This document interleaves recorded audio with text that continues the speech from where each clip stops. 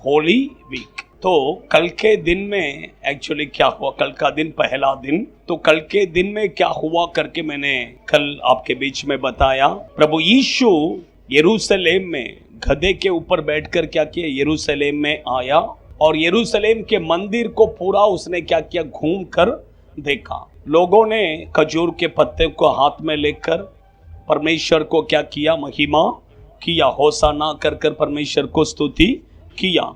आज ये दूसरा दिन में यीशु तीन बातें हैं। ये सेकंड डे में तीन चीजें हुआ है। वो तीन बातों को मैं आपके बीच में क्या करता हूँ, बताता हूँ। तो उसमें मरकुस सुसमाचार के किताब में थोड़ा क्लियर क्या किया है, दिया है। इसलिए पढ़िए मरकुस सुसमाचार के किताब, उसका 11वां अध्याय 11वां वचन 12वां वचन पढ़िए तो आपको समझ में आएगा। वो यरूशलेम पहुंचकर मंदिर में आया, चारों ओर सब वस्तुओं को देखकर 12 के साथ बेथानिया गया, क्योंकि सांझ हो गई थी। अगला वचन, दूसरा दिन, देखिए दूसरा दिन जब वो बेथानिया से निकला तब उसको भूख लगा।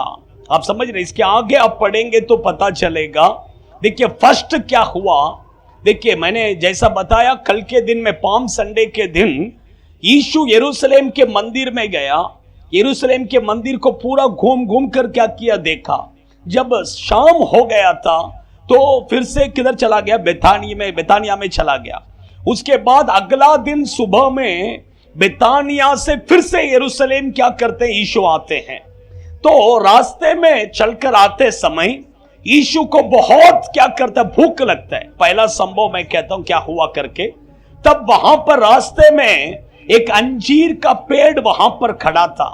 तो वो अंजीर का पेड़ पर यीशु ने देखा, उसमें सिर्फ पत्ता था, उसमें क्या नहीं था, फल नहीं था।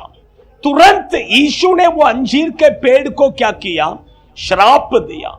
आप समझ रहे हैं, परमेश्वर के बच्चे लोग, मैं क्यों कहता हूं यीशु पत्ता तो नहीं खा सकता है कि नहीं? पत्ता कौन खाता है, जानवर पत्ता खाता है। यीशु को क्या चाहिए था, फल चाहिए था। तो उसमें फल नहीं था और बाइबल में क्लियर लिखा है कि वो सीजन भी नहीं था, सीजन नहीं था। तो भी यीशु उसमें क्या चाहता था, फल चाहता था। परमेश्वर के बच्चे, ये बात किसको दर्शाता है, आपके और मेरे जीवन में भी फल होना बहुत क्या है, जरूरी है।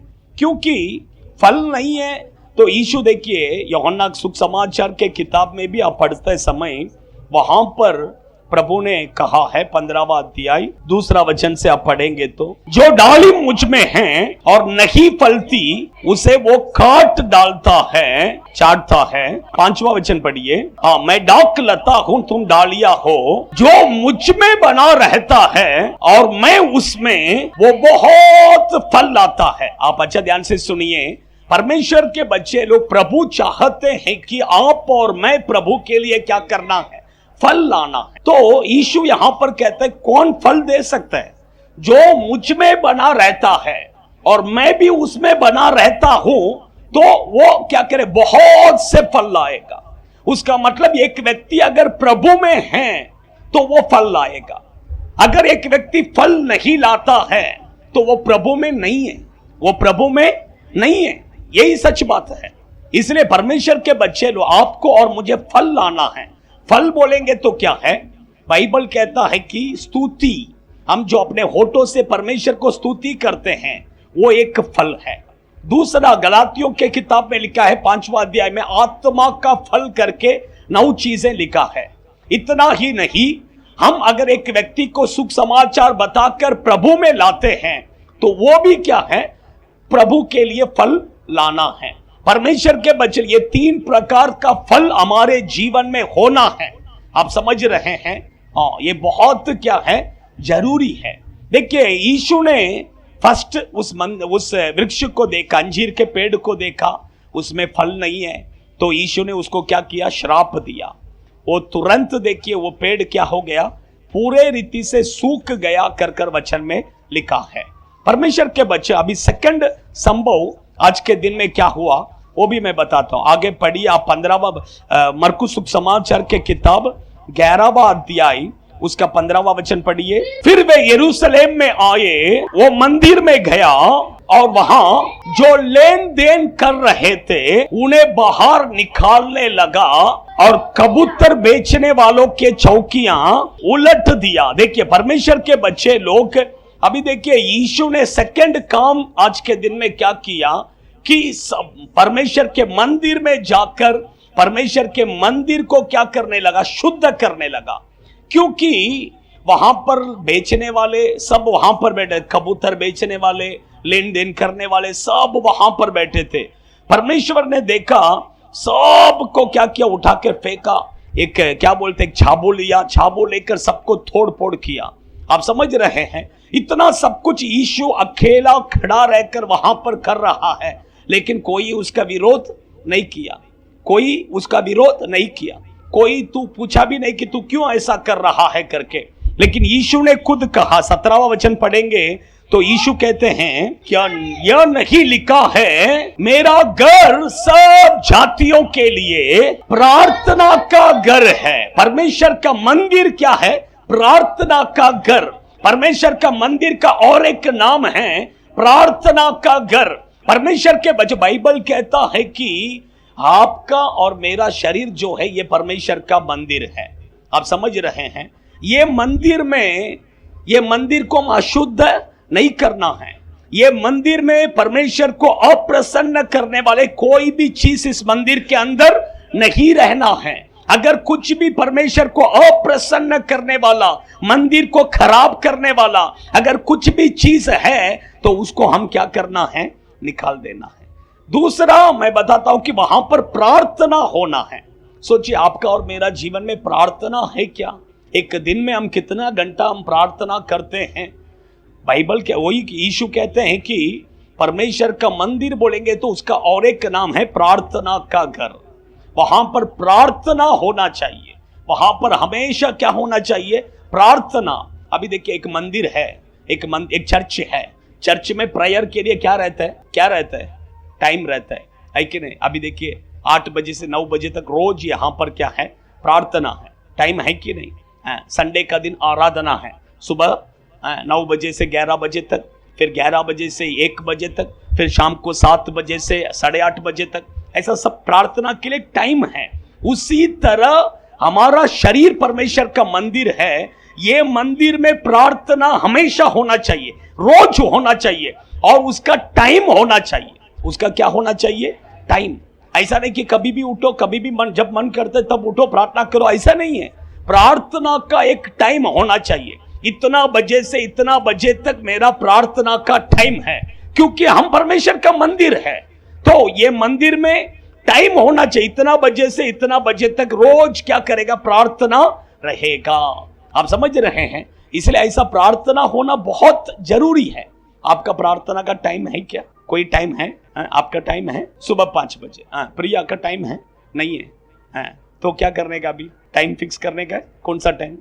सुबह कितना बजे? 6 to 7। ओके, 6 to 7 बता दिया उसने। अभी तेरा मम्मी का काम है तेरे को 6 बजे बराबर प्रार्थना करने के लिए रिमेंबर करना। बच्चे लोग क्या है, बोल दिया, अभी बच्चे लोग डिसीजन तो ले लिया।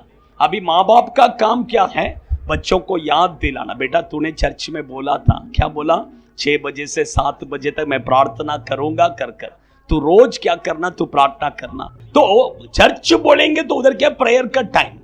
उसी तरह हमारा शरीर अगर परमेश्वर का मंदिर है तो यहां पर भी प्रार्थना के लिए टाइम फिक्स होना है।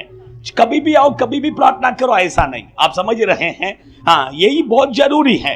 तो इसलिए यीशु ने उसका मंदिर को क्या क्या सेकंड उसने शुद्ध किया, पवित्र किया। आज हमारा शरीर जो मंदिर है, ये मंदिर को भी प्रभु क्या करना है, शुद्ध करना है। प्रभु चाहते हैं अगर हम प्रभु को बोलेंगे, प्रभु ये मंदिर को क्या करो, अब शुद्ध करो, कर हम समर्पण करेंगे, प्रभु आपका मंदिर को क्या करेगा, शुद्ध करेगा, पवित्र करेगा।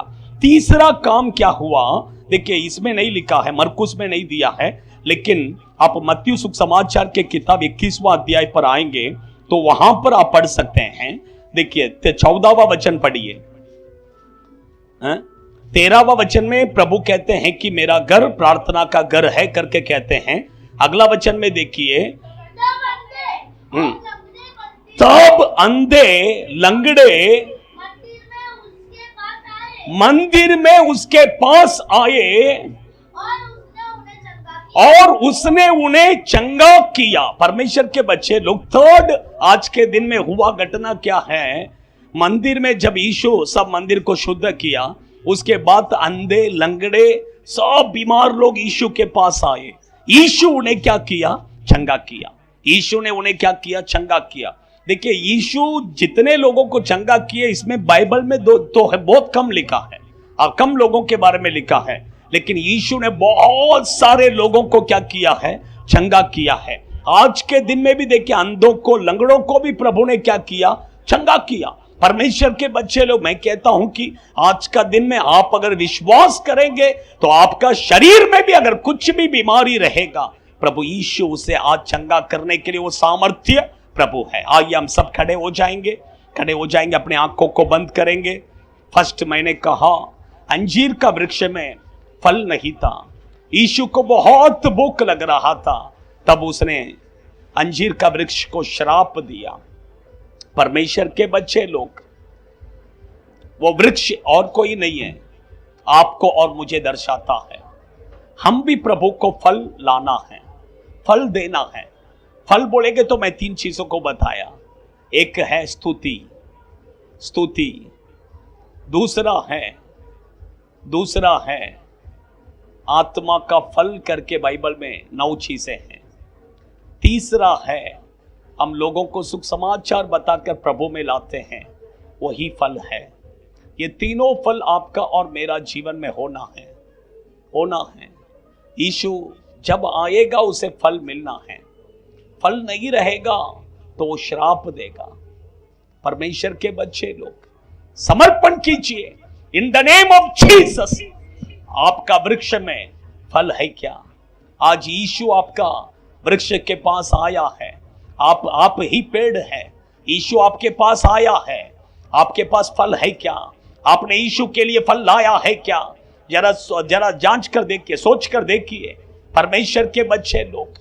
दूसरा मैंने कहा, यीशु मंदिर में गया, मंदिर को शुद्ध किया, मंदिर में जितना गंदगी था उसे सब बाहर निकाला। आज परमेश्वर को देखकर कहे, वो यीशु हमारे मध्य में है। वो यीशु को देखकर बोलिए, यीशु मैं आपका मंदिर हूं प्रभु, मैं आपका मंदिर हूं। इस मंदिर को शुद्ध कीजिए, इस मंदिर को पवित्र कीजिए, इस मंदिर को आप पवित्र कीजिए प्रभु। आपको अप्रसन्न करने वाले हैं परमेश्वर, जो भी चीज मेरे जीवन में है उससे सब आप निकाल दीजिए प्रभु, उससे सब आप निकाल दीजिए प्रभु, निकाल दीजिए प्रभु। मेरा शरीर जो मंदिर है परमेश्वर, उसे पवित्र कीजिए, उसे पवित्र कीजिए। ये मंदिर प्रार्थना का घर है प्रभु, ये मंदिर प्रार्थना का घर है। यहां पर हमेशा प्रार्थना होना है प्रभु, प्रार्थना होना है प्रभु। आज एक फिक्स कीजिए, एक टाइमिंग फिक्स कीजिए प्रार्थना के लिए, प्रार्थना के लिए टाइमिंग फिक्स कीजिए। मंदिर में जैसा वो टाइमिंग फिक्स रहता है प्रार्थना के लिए, उसी तरह वो आपका शरीर जो मंदिर है, इस मंदिर में फिक्स टाइम होना है। ओ समर्पण कीजिए, समर्पण कीजिए। तीसरा काम आज के दिन पर यीशु ने है, ओ सब बीमारों को चंगा किया, अंधों को, लंगड़ों को यीशु के पास आए हैं, उन लोगों को यीशु ने चंगा किया। आज आपके शरीर में जो भी बीमारी है, यीशु इसी समय पर आपको छूकर चंगा कर रहे हैं, चंगा कर रहे हैं। उसके सामर्थ्य आपके शरीर में उतर रहा है। आप विश्वास कीजिए, आपके शरीर में यीशु का सामर्थ्य है, यीशु का सामर्थ्य है, उसका चंगाई के सामर्थ्य है, उतर रहा है। In the name of Jesus चंगा कीजिए प्रभु, आशीष कीजिए, आशीष कीजिए, आपके बच्चों को आशीष कीजिए यीशु के नाम से। आमीन, आमीन, हालेलुया, हालेलुया, हालेलुया। सब कुछ है मसीह। God bless you. प्रभु आशीष करे। तो रुक